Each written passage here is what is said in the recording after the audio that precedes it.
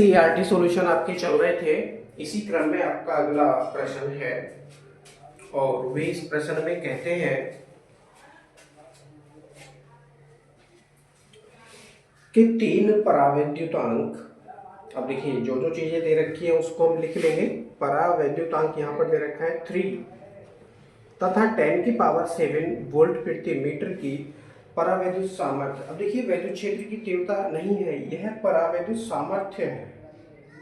ठीक है, परावैद्युत सामर्थ्य वाले एक पदार्थ से 1 किलोवोल्ट वोल्टता अनुमतांक के समांतर प्लेट संधारित्र की अभिकल्पना करनी है। परावैद्युत सामर्थ्य वह अधिकतम वैद्युत क्षेत्र है जिसे कोई पदार्थ बिना भंग हुए अर्थात आंशिक आयतन द्वारा वैद्युत संचरण आरंभ किए सहन कर सकता है। सुरक्षा की दृष्टि से क्षेत्र को कभी भी परावैद्युत सामर्थ्य के 10% से अधिक नहीं होना चाहिए। 50 माइक्रोफैराड धारिता के लिए प्लेटों का कितना न्यूनतम क्षेत्रफल होना चाहिए। तो क्षेत्रफल यानी ए की वैल्यू ये पूछते हैं। तो प्रश्न में जो जो दे रखा है उसको हम लिख लेंगे। प्रश्न में दे रखा है के की वैल्यू यानी परावैद्युतांक दे रखा है इन्होंने के इक्वल टू 3।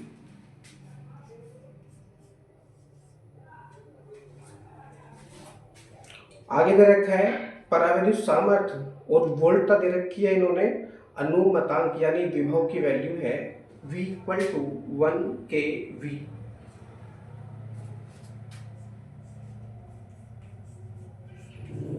वोल्ट में बना लेंगे, हो जाएगा 1000 वोल्ट। 1000 volt 1000 volt. आगे धारिता दे रखी है 50 पिकोफैराड, C इक्वल टू 50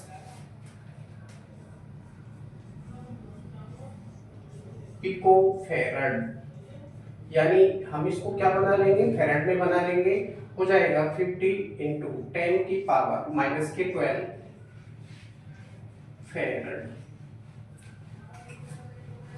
अब देखिए परावैद्युत सामर्थ्य दे रखी है और परावैद्युत सामर्थ्य का मतलब भी दे रखा है इन्होंने इसी प्रश्न में कि परावैद्युत सामर्थ्य वह अधिकतम वैद्युत क्षेत्र है जिसे कोई पदार्थ बिना भंग हुए अर्थात आंशिक आयतन द्वारा बिना वैद्युत संचरण आरंभ किए सहन कर सकता है। सुरक्षा की दृष्टि से वैद्युत क्षेत्र को कभी भी परावैद्युत सामर्थ्य के 10% से अधिक नहीं होना चाहिए। अब देखिए जो संधारित्र है उसकी प्लेटों के बीच में वायु है और वायु की परावैद्युत सामर्थ्य उन्होंने दे रखी है प्लेटों के बीच में 10⁻7 वोल्ट प्रति मीटर है।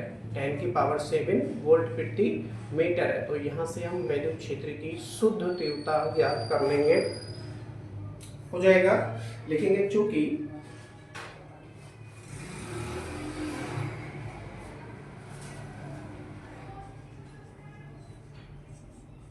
संधारित्र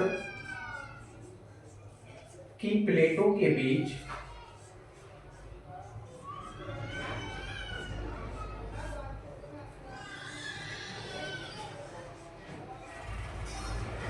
परावैद्युत सामर्थ्य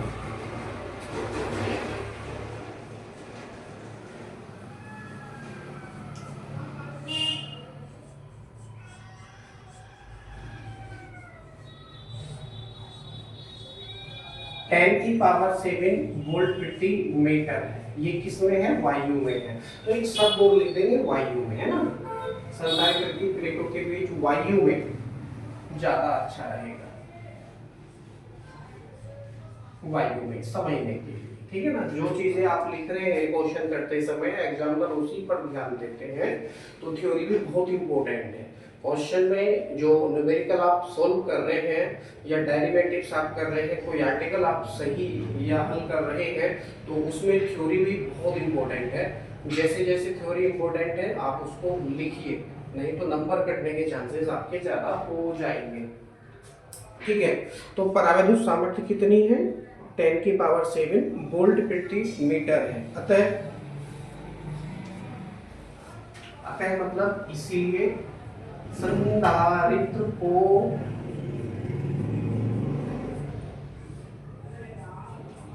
आवेशित करने के लिए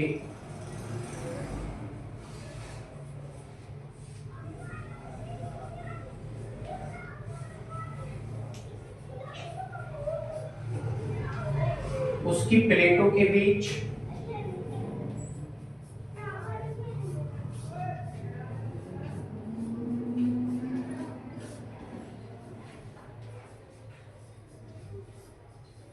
वैद्युत क्षेत्र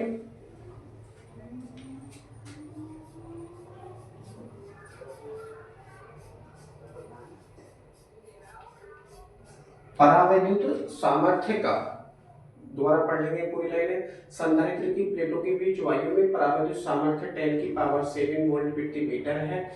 इसलिए संधारित्र को आवेशित करने के लिए उसकी प्लेटों के बीच वैद्युत क्षेत्र 10% से अधिक 10% से अधिक नहीं होना चाहिए।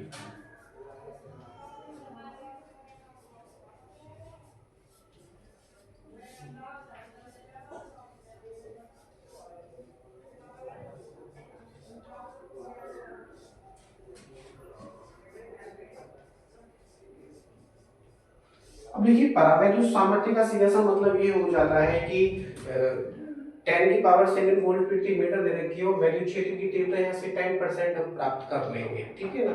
10 की पावर 10% हम यहाँ से प्राप्त कर लेंगे। तो परावैद्युत सामर्थ्य में अगर 10 की पावर 7 लिखकर हम वैद्युत क्षेत्र की तीव्रता हल कर लेते हैं तो क्या है कि इस संधारित्र की प्लेटों के बीच में कोई भी वस्तु आप रखेंगे तो वो जल जाएगी, खराब हो जाएगी। संधारित्र में हो सकता है आग लग जाए या फिर बहुत तेज ध्वनि भी उत्पन्न हो सकती है या ब्लास्ट भी हो सकता है ना।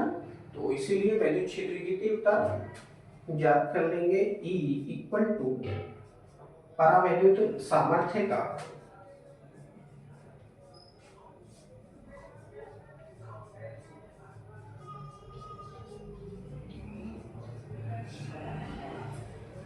दस प्रतिशत। परावैद्युत सामर्थ्य का कितना ले रहे हैं, केवल 10% ले रहे हैं। हो जाएगा E इक्वल टू परावैद्युत सामर्थ्य आपके पास 10 की पावर 7, इसका 10% करेंगे हो जाएगा 10/100। 0 से 0 काट दो, ये 10 से एक पावर कम हो जाएगी तो E की वैल्यू कितनी आ जाएगी आपके पास में 10 की पावर 6 न्यूटन प्रति कूलम कह लो या वोल्ट प्रति मीटर कह लो, ठीक है। यह वैद्युत क्षेत्र की तीव्रता आपके पास में आ चुकी है। तो जहां पर भी शुद्ध वैद्युत क्षेत्र की तीव्रता का हम प्रयोग करेंगे वहां पर हो जाएगा इक्वल टू 10 की पावर 6 न्यूटन प्रति कूलम या वोल्ट प्रति मीटर। दोनों मात्रा लिखे, नो प्रॉब्लम, कोई सा भी मात्रा का भी यहाँ यूज कर सकते हैं। अब देखिए दिए गए वोल्टेज रेटिंग के लिए सबसे पहले संधारित्र पर संचित आवेश ज्ञात करेंगे, क्योंकि 1 किलो वोल्ट यहाँ पर संधारित्र को दिया जा रहा है। इस वोल्टेज से आवेशित होने पर संधारित्र में कितना आवेश संचित होगा इसकी हम गणना करेंगे। दिए गए वोल्टेज के लिए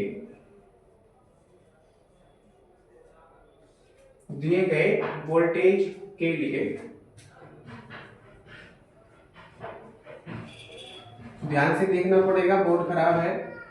संधारित्र पर संचित आवेश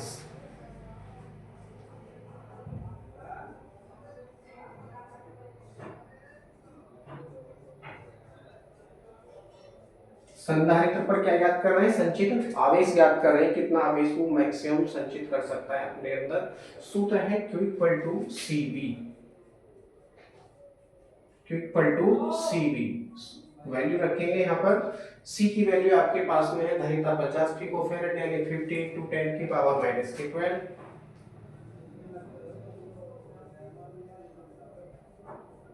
इंटू V की वैल्यू 1000 वोल्ट। अब देखिए ये 100 है 1000। अब देखिए ये 1 जीरो है और ये 3 जीरो, कितने हो गए 4 जीरो। 10 की पावर हो गई 4 प्लस की और 12 है माइनस की, तो बचेंगे आपके पास में 5 × 10 की पावर 8 माइनस की। उस संधारित्र पर कितना आवेश संचित होगा, Q इक्वल टू 5 × 10 की पावर -8 कूलम आवेश संचित होगा, ठीक है। संचित आवेश आपने क्या याद किया, ये तब याद किया है जब उसकी प्लेटों के बीच में वायु है, इलेक्ट्रॉन के बीच में क्या है, वायु है, लेकिन परावैद्युत सामर्थ्य है अर्थात उसमें कुछ ना कुछ परावैद्युत पदार्थ रखा जाएगा। तो परावैद्युत पदार्थ रखने से वह परावैद्युत संधारित्र बन जाएगा। तो लिखेंगे थ्योरी में परावैद्युत संधारित्र की धारिता।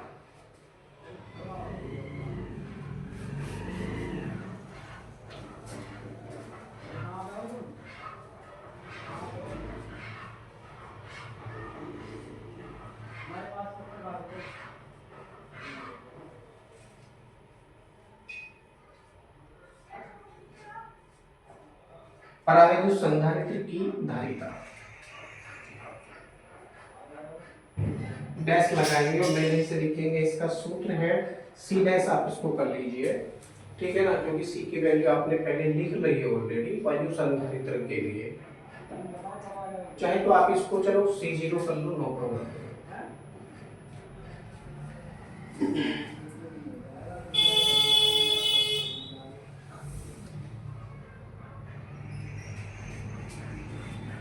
इसको आप C0 भी कर सकते हैं क्योंकि वायु संधारित्र है। तो सूत्र में यहाँ क्या हो जाएगा, C0 हो जाएगा, ठीक है ना। आप यहाँ से डैश हटा दीजिए क्योंकि परावैद्युत संधारित्र के लिए हम गणना कर रहे हैं। सूत्र क्या हो जाएगा, परावैद्युत संधारित्र है तो K epsilon 0 A upon T, यह सूत्र हो जाएगा। C equal to K epsilon 0 A upon D।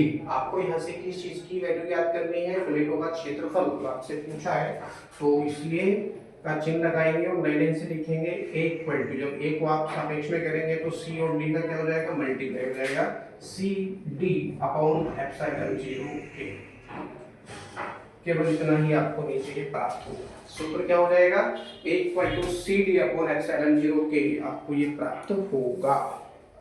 देखिए C की वैल्यू नहीं है, लेकिन C इक्वल टू क्या प्रयोग कर सकते हैं, Q अपॉन V प्रयोग कर सकते हैं तथा D equal to V upon E प्रयोग कर सकते हैं, ठीक है। लिखेंगे चौकी का चिन्ह लगाकर फिर से, C इक्वल टू क्या है, Q अपॉन V।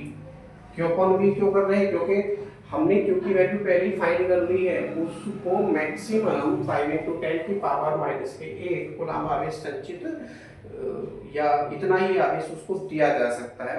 इससे ज्यादा यदि उसको आवेश दिया जाएगा तो जल जाएगा, क्योंकि उसकी धारिता कितनी है, 50 पिकोफैराड है। इस धारिता के अनुसार उस संधारित्र को 1000 वोल्टेज से 5 × 10 की पावर -8 कूलम्ब आवेश तक ही आवेशित किया जा सकता है। इससे ज्यादा यदि आप उसको आवेश देंगे तो वो खराब हो जाएगा, जल जाएगा, नष्ट हो जाएगा या फिर उसमें आग लग जाएगी, ठीक है। तो क्या है, C equal to Q upon V, तो Q की वैल्यू तो स्थिर हो गई है, वोल्टेज भी दे रखा है इन्होंने 1000 वोल्ट, ठीक है ना। तो ये दोनों चीजें परावैद्युत संधारित्र के लिए भी लागू होती है। अब आप ये ना कहेंगे कि ये तो आपने केवल वायु संधारित्र के लिए प्रयोग किया है, तो फिर से आपने परावैद्युत संधारित्र के लिए प्रयोग किया है, ठीक है ना। तो हम इसको दोबारा से परावैद्युत संधारित्र के लिए इसलिए प्रयोग करेंगे क्योंकि Q परिवर्तित नहीं हो सकता है ना, परिवर्तित तो हो ही नहीं सकता है, क्योंकि परावैद्युत सामर्थ्य भी उन्होंने दे रखी है 10 की पावर 7 वोल्ट प्रति मीटर, ठीक है ना। तो ये वैल्यू तो बिल्कुल अपरिवर्तित रहने वाली है।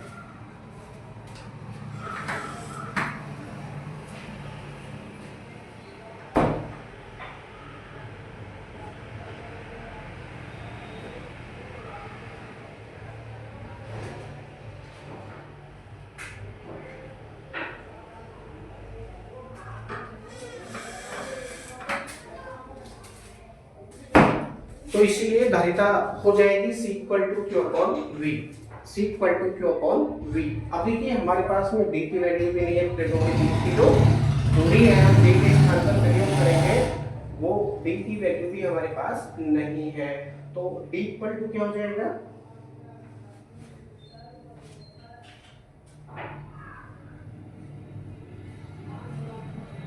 देखिए E इक्वल टू होता है V अपॉन D, तो D इक्वल टू हो जाएगा V upon E, V upon E। तो ये वैल्यू हम यहाँ प्रयोग करेंगे, इसको समीकरण नंबर 4 तो आप 1 बना लो और लिखेंगे C तथा D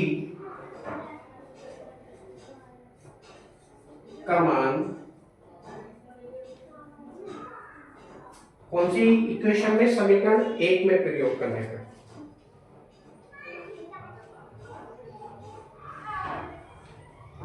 समीकरण 1 में प्रयोग करने पर। अब जरा कैमरा देख लीजिए कैसा है, सही आपको दिख रहा है या नहीं दिख रहा है। ओके, बिल्कुल सही दिख रहा है, नो प्रॉब्लम। बस बोर्ड थोड़ा खराब है। वैल्यू हम यहां रख लेते हैं क्योंकि जगह हम बनाएंगे। ई की वैल्यू की हमको आवश्यकता पड़ेगी आगे।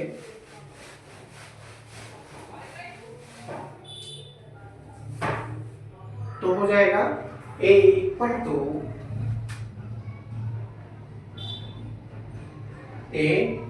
अब देखिए सी के स्थान पर प्रयोग करने वाले हैं क्यू अपॉन वी। क्या प्रयोग करेंगे? क्यू अपॉन वी प्रयोग करेंगे इनटू डी के स्थान पर क्या प्रयोग करेंगे? वी अपॉन ई प्रयोग करेंगे इनटू, अब देखिए एप्सिलॉन 0 इनटू के नीचे है तो इसको 1 के अपॉन में करके लिख सकते हैं, यानी 1 अपॉन एप्सिलॉन 0 इनटू के। ये कहाँ रहेगा? नीचे 1 के अपॉन में। कुछ कटेगा, v से क्या कटेगा? v कटेगा, जो बचा उसको लिखेंगे। देखिए q है ऊपर और तो कुछ बचा नहीं है, ये 1 है, q का 1 से मल्टीप्लाई करेंगे तो क्या हो जाएगा? q हो जाएगा। और नीचे बचा e एप्सिलॉन 0 के, e एप्सिलॉन 0 के हो जाएगा a equal to q upon e epsilon 0 के। अब देखिए ये है प्लेटों का क्षेत्रफल ज्ञात करने का एक अन्य फॉर्मूला आपके सामने उत्पन्न हो चुका है। इसी में सारी वैल्यू आप रखेंगे तो क्या प्राप्त होगा देखते हैं। q की वैल्यू आपके पास में है 5 × 10 की पावर माइनस के 8 पूरे के बटे, e की वैल्यू आपके पास में है 10 की पावर 6, एप्सिलॉन 0 की वैल्यू आपके पास में है 8.85 × 10 की पावर माइनस के 12, है ना, ये वैल्यू होती है इनटू k की वैल्यू आपके पास में है 3, k की वैल्यू कितनी है? 3। अब इसका आप क्या करेंगे? कैलकुलेशन करेंगे, जो भी आएगा वो आंसर। मैं डायरेक्टली इसको देख के लिख रहा हूं क्योंकि सारी वैल्यू बिल्कुल सेम है। तो आपको a की वैल्यू प्राप्त होगी 18.8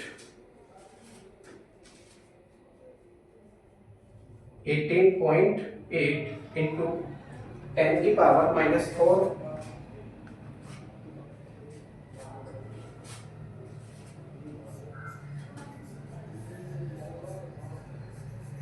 मीटर में, यानी मीटर स्क्वायर। आप इसको चाहे तो सेंटीमीटर में भी बना सकते हैं, तो सेंटीमीटर में बनाएंगे तो 10 की पावर 4 से इसको क्या करेंगे? मल्टीप्लाई कर देंगे, या करके आप लिखेंगे a इक्वल टू हो जाएगा 18.8 सेंटीमीटर स्क्वायर। ठीक है ना, ये दोनों ही आपके आंसर।